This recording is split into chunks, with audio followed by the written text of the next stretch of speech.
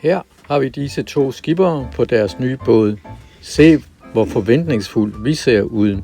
Vi er klar til en tur til Norge. Den ene skipper, det er Anders. Han er på billedet her. Den anden skipper, det er Peter, og han er på billedet her.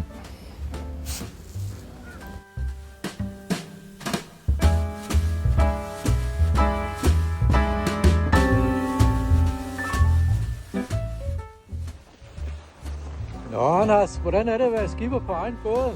Altså, er det video, eller er det bare et billede? Det er klart en video.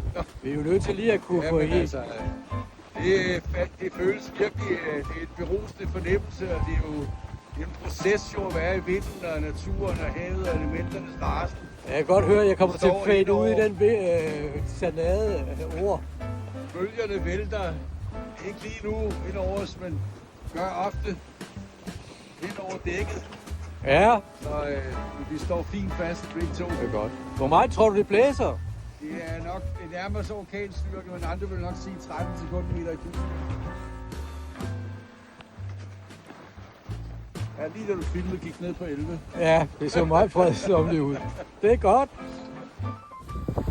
Nå Peter, hvordan er det at stå og styre i det her dejlige vejr? Hvor er du egentlig henne af? Jamen, jeg er ude fra det sydlige Djursland jo, og vi er jo i gang med at øve os lidt på lidt dønning og søge agteren bagfra. Det ser ikke ud af ret meget, men det gynger da pænt. Men jeg var mest imponeret over, at du prøver at lægge dig til at sove i det.